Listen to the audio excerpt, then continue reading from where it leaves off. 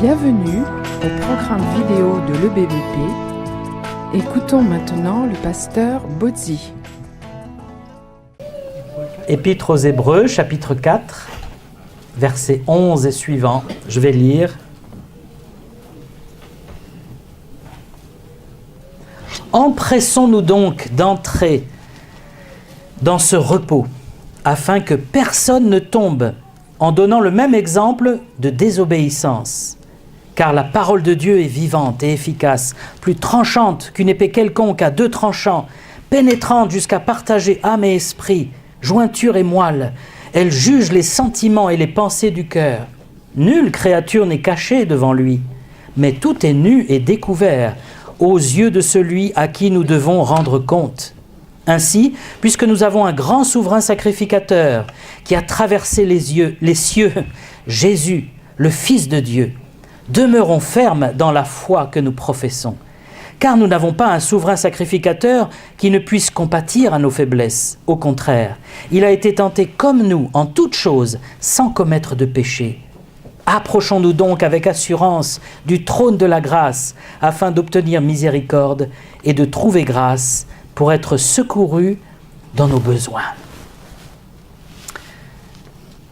Je me renseigne de temps en temps sur ce qui se passe dans les églises du monde et en particulier aux États-Unis où il y a beaucoup de choses qui sont lancées et qui arrivent après chez nous.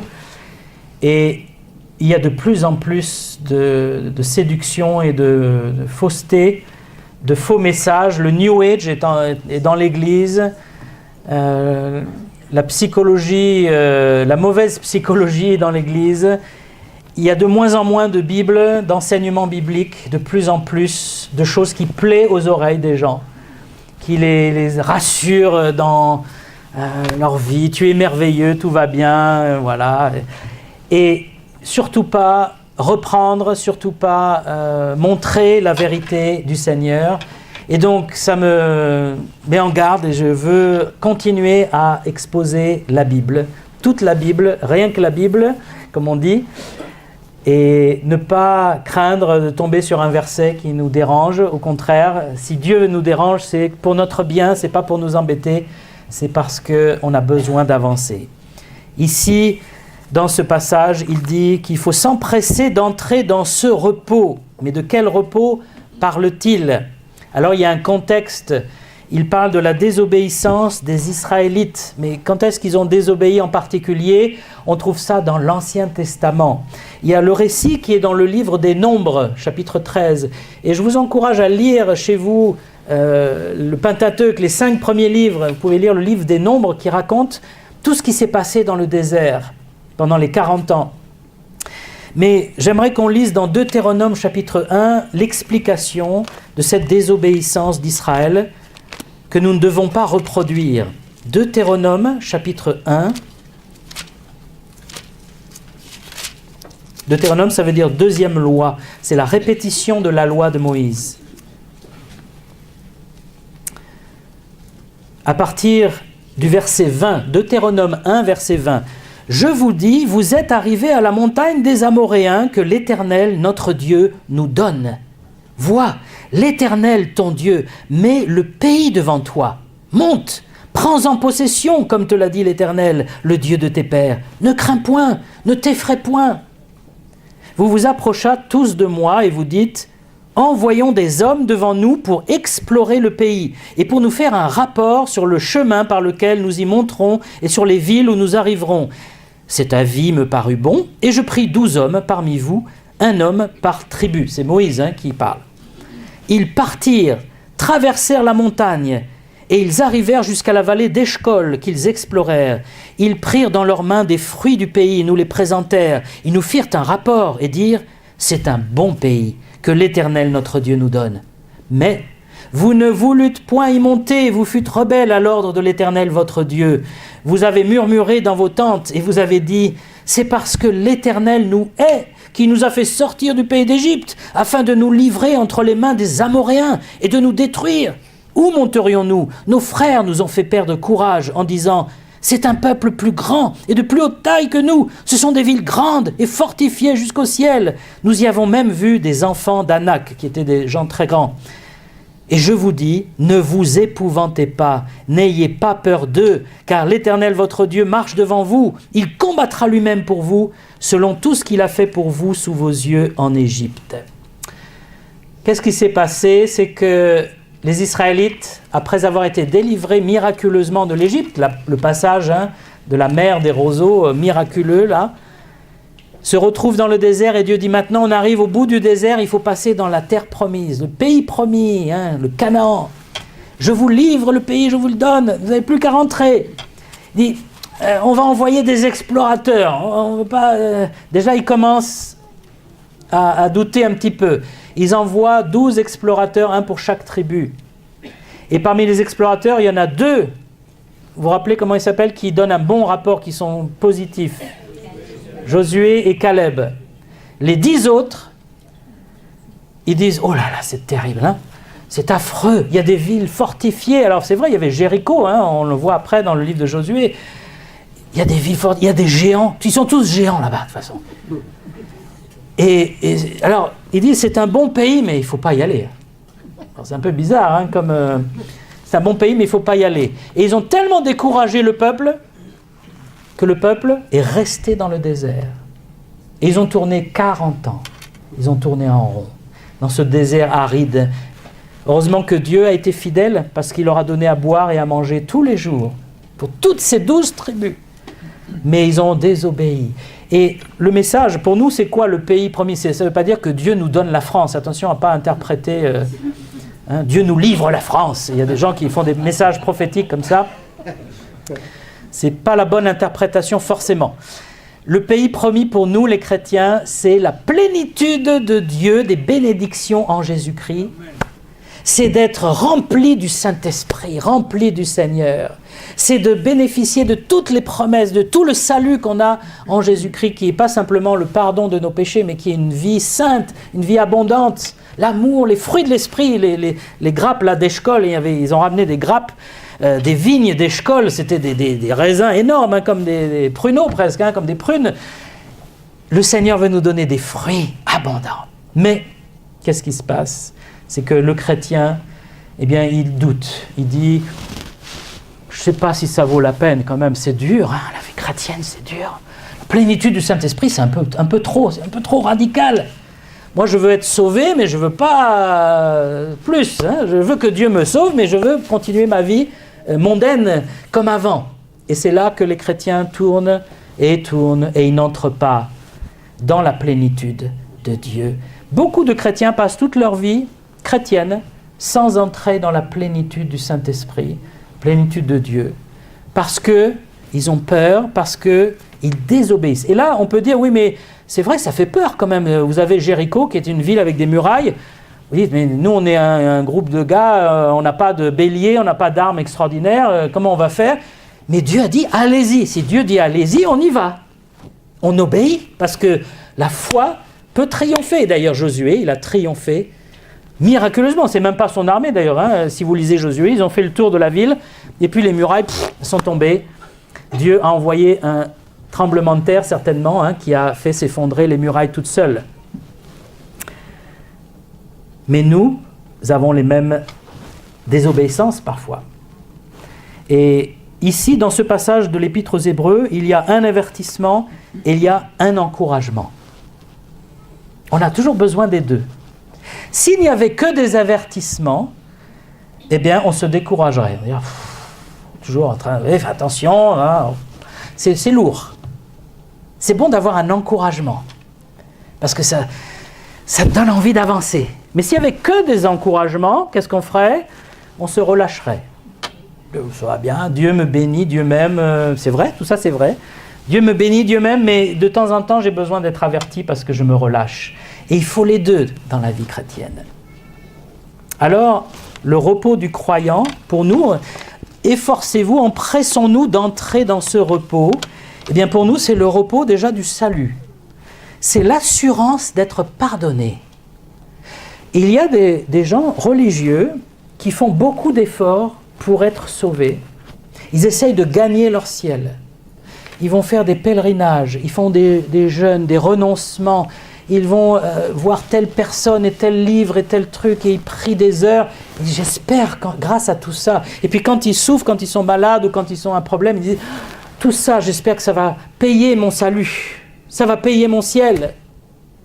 Et Dieu dit non, il faut entrer dans le repos. C'est quoi ce repos? C'est que Jésus-Christ a tout accompli. Il a tout payé. Mon salut ne repose pas sur mes œuvres à moi ou sur ma persévérance. Non, il repose sur l'œuvre achevée de Jésus-Christ, sur la croix et sa résurrection. Uniquement. C'est ce que le moine Luther, au XVIe siècle, a découvert et qui a changé radicalement sa vie. Il était un moine extrêmement pénitent, il mendiait son pain tous les jours. Donc il sortait le matin vers 5-6 heures pour aller mendier un bout de pain et un peu d'eau. Et quand il avait son bout de pain, il revenait pour prier des heures. Il répétait 50 fois « Je vous salue Marie, notre Père », etc. Et il répétait des heures et des heures. Il dormait par terre pour ne pas dormir sur un lit. Il se faisait des choses pour se faire mal, vous savez, comme certains moines peuvent faire. Ils mettent des cailloux dans leurs chaussures, ils mettent des ceinturons avec des clous à l'intérieur. Ça existe, encore. En disant, avec tout ça, je paye mon salut. Et Luther n'était pas en paix. Il n'était pas entré dans le repos, il était toujours en agitation, en disant, je ne trouve pas. Et c'est son supérieur qui l'amène à lire l'épître aux Romains. Ça, c'est merveilleux. Il faudrait que tous les catholiques lisent l'épître aux Romains, et tous les protestants et tout le monde, parce que c'est l'épître du salut. Et là, la justice de Dieu est révélée dans cette épître aux Romains. Et il a compris que Jésus-Christ pouvait le rendre juste, pouvait le pardonner, l'acquitter, juste par la foi. Et quand il a saisi ça, il est devenu vraiment chrétien. Et il était tellement dans la joie et dans la plénitude que son supérieur lui a dit « Quitte le monastère, tu n'as plus rien à faire ici. » Il l'a presque mis dehors. Et il est devenu professeur à Wittenberg.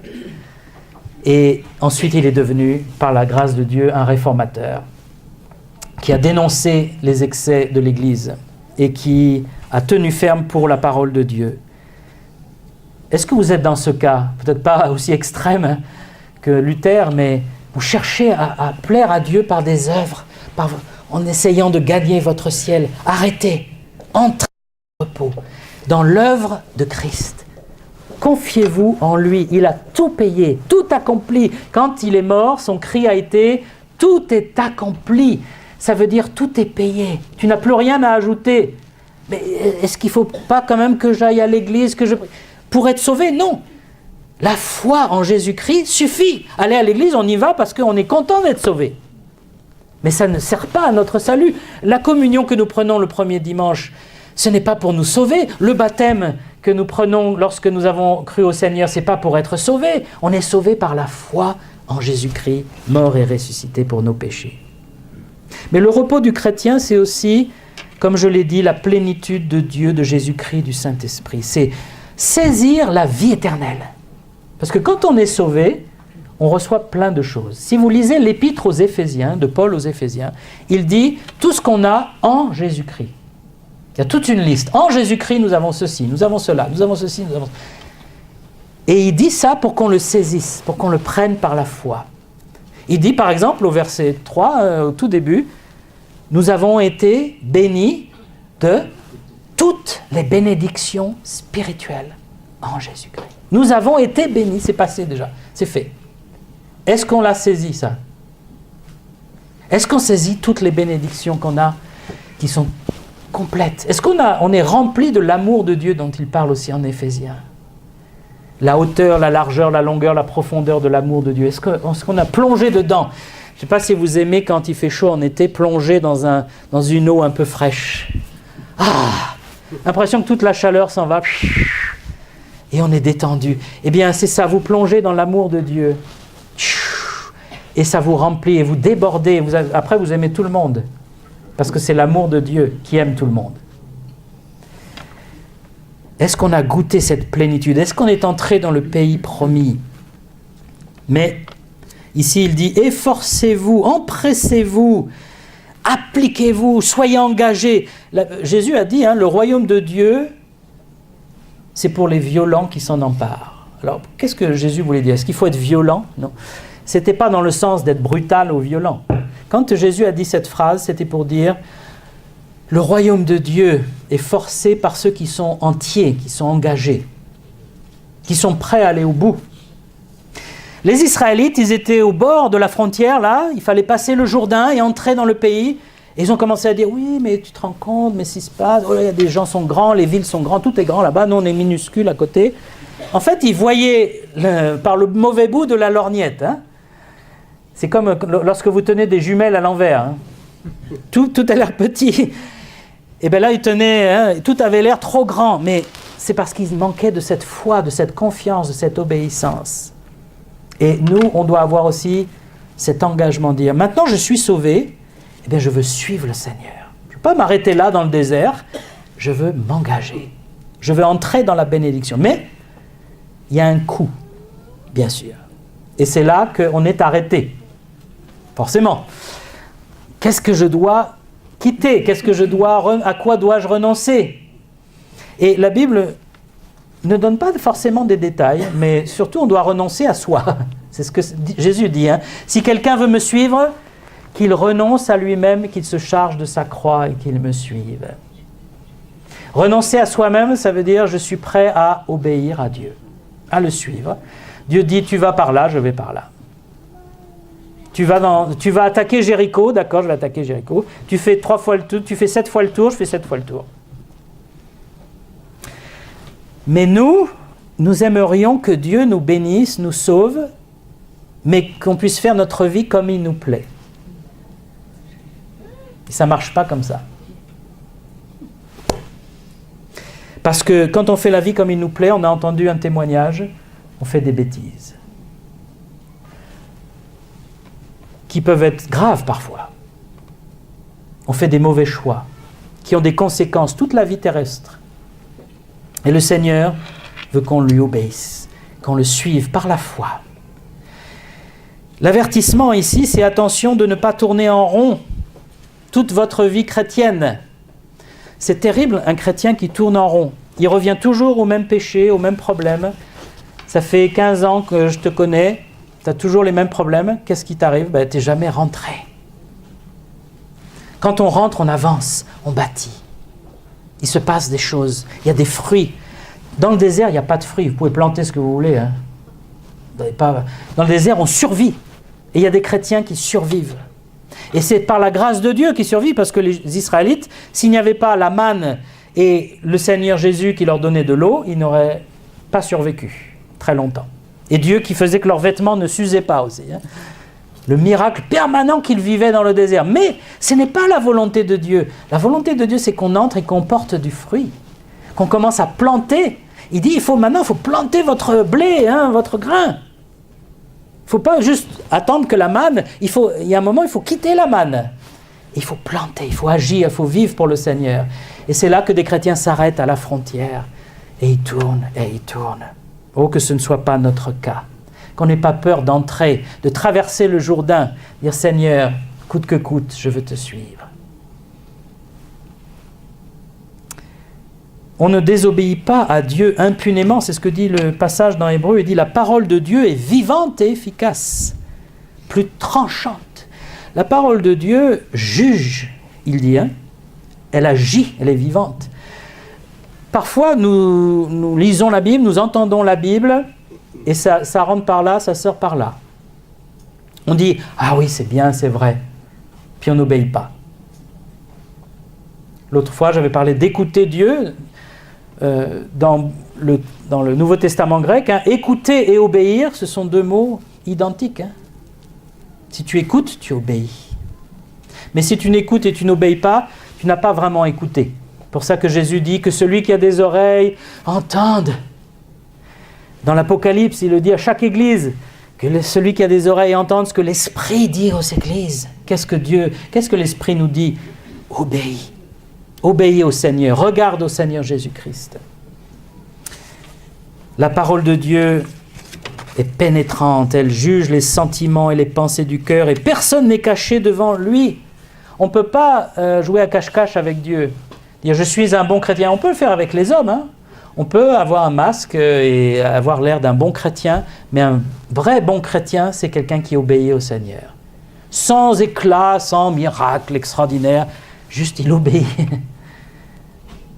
Et qui suit le Seigneur Jésus. Les Israélites, ils devaient suivre Josué. Ce qui est étonnant, hein, c'est que Josué en hébreu, c'est pareil que Jésus en fait. C'est le même nom, à une lettre près quasiment. Les Israélites devaient suivre Josué, nous devons suivre le Seigneur Jésus. Et là, il arrive, après l'avertissement, il arrive à l'encouragement. Il dit, nous avons un grand souverain sacrificateur. Alors l'épître aux Hébreux s'adresse à des Juifs de Jérusalem, de Judée, qui allaient au temple et qui avaient entendu parler de Jésus comme Messie et qui avaient adhéré à cette idée que Jésus était le Messie. Il dit, oui, c'est vrai, Jésus doit être le Messie. Et ils avaient adhéré intellectuellement, mais il y en a un certain nombre qui étaient en train de revenir en arrière. Et toute l'épître est écrite pour leur dire, attention, ne revenez pas en arrière. Ne retournez pas dans votre tradition morte. Suivez le Messie. C'est lui. Et l'épître aux Hébreux nous montre la supériorité de Jésus sur tout le culte du temple. Que le souverain sacrificateur Jésus-Christ est supérieur au souverain sacrificateur qu'ils connaissaient, eux, à Jérusalem. Pourquoi ? Parce que il est monté, il a traversé le ciel, le Seigneur Jésus. Le souverain sacrificateur, le jour du Yom Kippour, le fameux Yom Kippour, une fois par an, il traversait le lieu saint. Il était aspergé de sang pour ses péchés. Il ouvrait le voile, il traversait le voile et il entrait dans le lieu très saint. Et là, il aspergeait le coffre avec du sang. Et quand il ressortait et il allait sur le parvis, tout le peuple s'exclamait. Et lui, il prononçait une bénédiction. Nous sommes pardonnés pour 1 an. Mais ça veut dire que l'année prochaine, il faut que ça recommence et on ne sait pas. Et il dit, Jésus, notre souverain sacrificateur, il n'est pas passé dans le lieu saint, dans le voile, il est passé dans le ciel. Il est arrivé devant Dieu, devant le Père directement, avec son propre sang, le sang pur du Fils de Dieu. Et il intercède éternellement pour nous. C'est-à-dire, ce n'est pas pour 1 an qu'on est pardonné, on est pardonné pour toujours, parce que Christ intercède pour nous en tant que souverain sacrificateur. C'est extraordinaire dans la Bible comment Jésus est à la fois l'agneau sacrifié et le souverain sacrificateur. Nous avons un pardon éternel, dit la Bible. Ce n'est pas un pardon temporaire, c'est éternel. C'est une fois pour toutes, c'est un mot qui revient plusieurs fois dans l'Épître aux Hébreux. Je n'ai pas à compter sur un prêtre pour qu'il pardonne mes péchés. Je n'ai pas à compter sur un pasteur. Je n'ai pas à compter sur un saint, un apôtre, une statue, une icône. Jésus-Christ est supérieur. Il est l'unique qui a traversé les cieux pour moi. Il est mort sur la croix, il est ressuscité et il a traversé le ciel et il s'est présenté devant le Dieu saint, le Père, en disant « J'ai payé, j'ai tout payé. » Et si je mets ma foi en Jésus-Christ, je peux dire oui, tout est payé pour moi. Mais ici, il dit qu'en tant que souverain sacrificateur, il est monté très haut, devant au ciel, mais il peut compatir à nos faiblesses, verset 15. Il peut compatir à nos faiblesses. Le fait que Dieu soit devenu un homme en Jésus est essentiel. Première raison, parce que il est mort comme un homme à la place de tous les hommes. Il fallait qu'un homme meure pour les autres. Mais deuxième raison, parce qu'il peut compatir. Le mot qui est utilisé là par l'auteur, c'est le mot qui a donné le mot sympathique. Il peut sympathiser. C'est-à-dire quelqu'un de sympathique, c'est quelqu'un qui comprend là où tu en es. Je comprends bien, ouais, je sais ce que tu vis, voilà. Qui vraiment sympathise avec vous, il souffre avec vous. Compatir, c'est pareil, ça veut dire souffrir avec. Et le Seigneur Jésus compatit, sympathise avec nous. Il n'est pas juste un être supérieur qui nous regarde d'en haut en disant « Soyez juste, sinon je vous tape dessus ».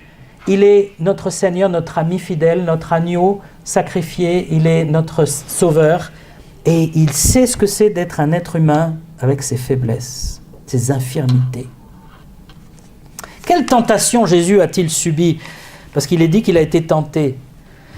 On sait que, notamment, il a été tenté directement par le diable. Je pense qu'il y a peu d'êtres humains qui sont tentés par le diable. Il n'y a pas besoin de venir en personne. On se tente tout seul, dit la Bible. Très souvent, ils n'ont même pas besoin d'envoyer quelqu'un. On se fait chuter, on se prend les pieds dans le tapis par notre mauvaise attitude, notre convoitise, notre manque de réflexion, manque de sagesse. Mais parfois, il peut envoyer des tentations, effectivement, pour nous faire chuter en tant que croyants. Mais Jésus, lui, c'est le diable en personne, Satan, l'ennemi, l'adversaire. Et qui est venu, on voit ça en Luc 4, par exemple, il est venu parler à Jésus. Jésus avait jeûné 40 jours. Il était en état de faiblesse. Et le diable commence à lui parler avec de sa voix suave et douce. Parce que le diable ne vient pas toujours en rugissant. Il rugit après, mais il sait parler avec une voix douce pour nous séduire. Et qu'est-ce qu'il lui a dit? Il lui a dit, tu sais, tu peux vivre ta vie. Vis ta vie. Pourquoi tu obéis au Père tout le temps?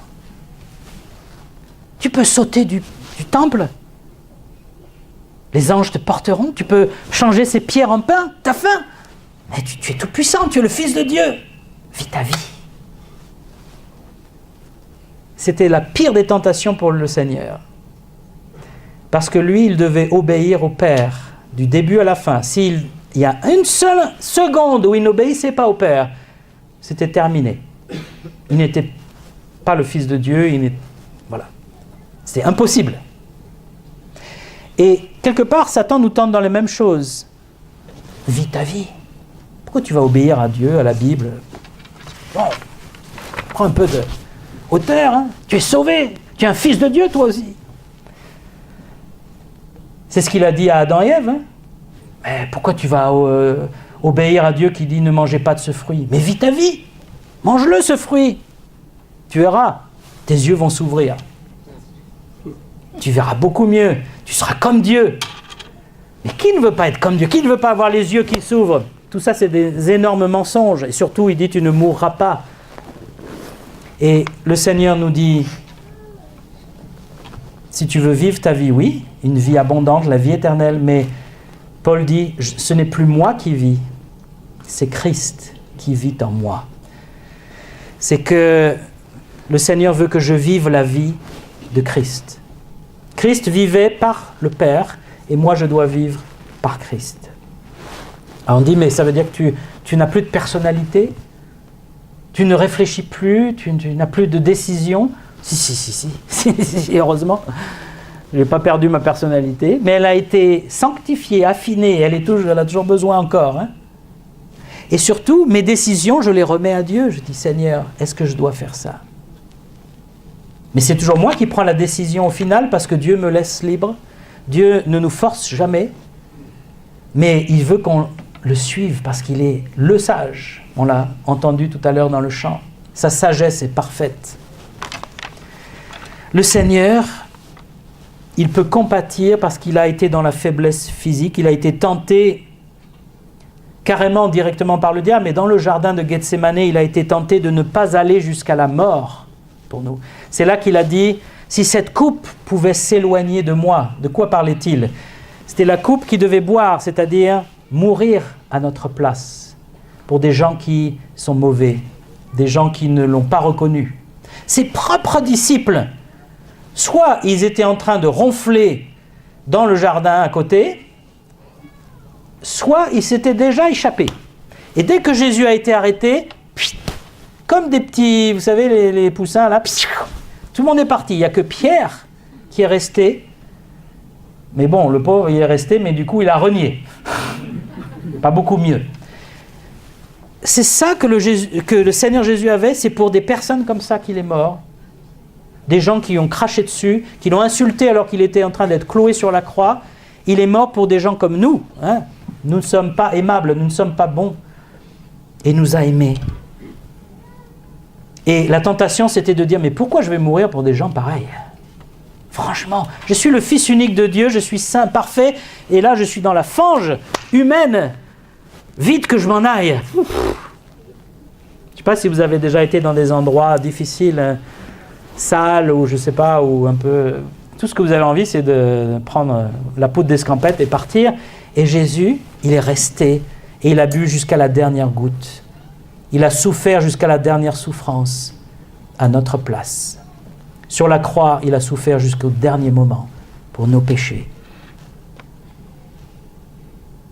Quand moi je baisse les bras, le Seigneur comprend pourquoi je baisse les bras. Parce qu'il a été humain, parce qu'il est humain toujours, tout en étant Dieu, et parce qu'il a été tenté de baisser les bras aussi. Quand moi je peste, quand je renacle, quand je résiste à Dieu, le Seigneur comprend pourquoi je fais ça. Parce qu'il est humain. Il sait ce que c'est la nature humaine qui a du mal à obéir, à comprendre. Quand je crie de désespoir, quand je pleure de douleur, le Seigneur sait ce que c'est. Il a crié de désespoir, il a pleuré de douleur. Il a eu le cœur brisé quand il voyait son peuple qu'il est venu sauver, le rejeter, dire « crucifie-le ». Quand je suis seul, abandonné, le Seigneur connaît bien ce sentiment. Il sait ce que c'est d'être seul et abandonné. Mais lui, il n'a jamais péché. Il a été tenté, il a subi, il a souffert, mais il n'a jamais péché. Alors on peut dire, oui, mais lui c'est le Fils de Dieu, moi je suis un fils de l'homme. Mais ça doit nous encourager, parce que s'il n'a jamais péché, c'est qu'avec lui on peut aussi ne pas pécher. On n'est pas obligé de pécher. Il ne faut pas avoir cette fausse idée, nous sommes des hommes, donc forcément, je vais tomber à chaque tentation. Mais non, si Jésus-Christ m'a sauvé, c'est pour enlever le péché de ma vie. Ce n'est pas pour que je dise, de toute façon, je suis sauvé, maintenant je peux pécher quand je veux. Non, il m'a sauvé pour me sortir du péché. C'est là qu'il y a le chrétien qui reste dans le désert, qui dit, moi je veux continuer ma petite vie de péché. Et il y a le chrétien qui passe le Jourdain, qui rentre dans le pays, qui dit, moi je veux une vie sainte. Alors on le sait par l'Écriture, que celui qui dit, je n'ai pas de péché, se ment à lui-même. Et personne ne peut dire, je suis parfaitement juste, ça y est, j'ai atteint la perfection. Les amis, terminé, je ne viens plus à l'église, je ne lis plus la Bible, je suis arrivé au top niveau. Non, ça c'est un menteur, c'est quelqu'un qui s'illusionne. Mais, quand je suis tenté, je ne suis pas obligé de tomber à chaque tentation. Au contraire, je peux dire, mais le Seigneur, il a vaincu. Seigneur, tu es avec moi dans la tentation, dans l'épreuve. J'ai envie de tout laisser tomber ou j'ai envie de désobéir, mais tu es avec moi. Et le Seigneur me donnera la victoire parce qu'il est venu pour ça.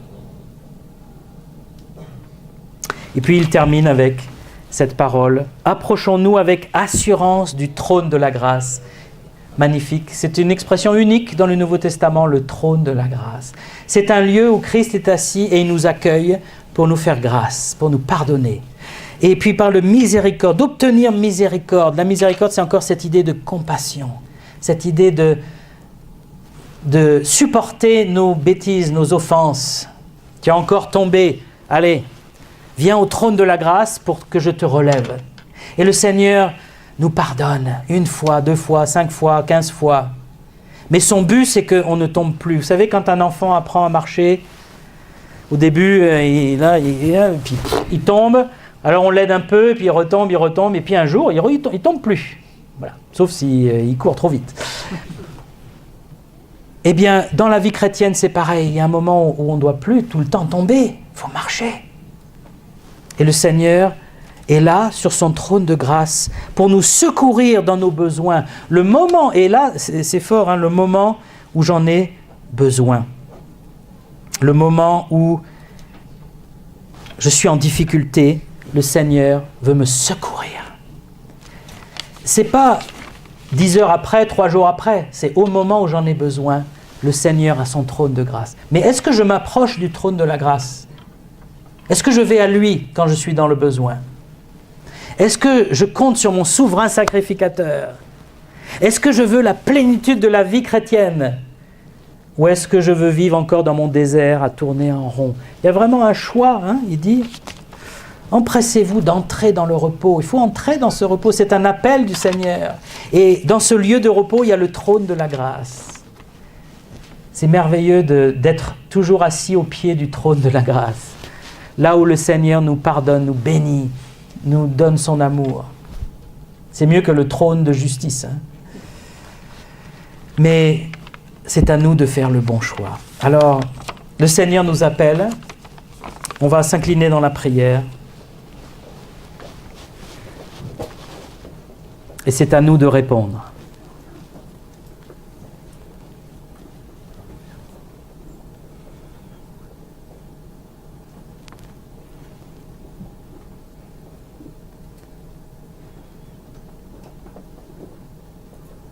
Si vous n'avez pas l'assurance du salut, vous n'êtes pas sûr d'avoir la vie éternelle, eh bien, tournez vos yeux vers Jésus-Christ. Il a tout accompli. Il vous offre son repos éternel, son pardon éternel. Arrêtez de vous battre vous-même pour être un meilleur chrétien ou pour gagner votre ciel, mais confiez-vous pleinement en Jésus-Christ. Dites-lui maintenant, Seigneur, je me confie en toi. Je crois en toi de tout cœur. Je crois que tu me sauves, je crois que tu me pardonnes. Je crois que tu as tout payé sur la croix. Si vous avez déjà fait ce pas, si vous êtes déjà sauvé, né de nouveau, mais que vous tournez en rond dans le désert, bien le Seigneur nous appelle à traverser le Jourdain. Ça fait peur, mais il ne faut pas laisser la peur nous dominer, il faut marcher par la foi. Seigneur, je veux renoncer à moi-même, à mes convoitises, à mes folies, et je veux te suivre, coûte que coûte, parce que là où tu m'emmènes, c'est là où il y a des fruits abondants, c'est là où il y a le trône de la grâce. Merci Seigneur pour tout ce que tu me réserves en Jésus-Christ. C'est peut-être une décision difficile, la chair résiste, elle dit non, non, non, je veux continuer à faire ma propre volonté. Mais le Saint-Esprit nous appelle de sa voix douce et il dit, viens au Seigneur, traverse le Jourdain, le Seigneur t'appelle et il te conduira, il sera avec toi tous les jours jusqu'à la fin du monde. Il ne te lâchera jamais. Et son trône de grâce sera toujours disponible pour te secourir dans tes besoins. Loué soit Dieu pour tout ce qu'il a fait pour nous. Amen.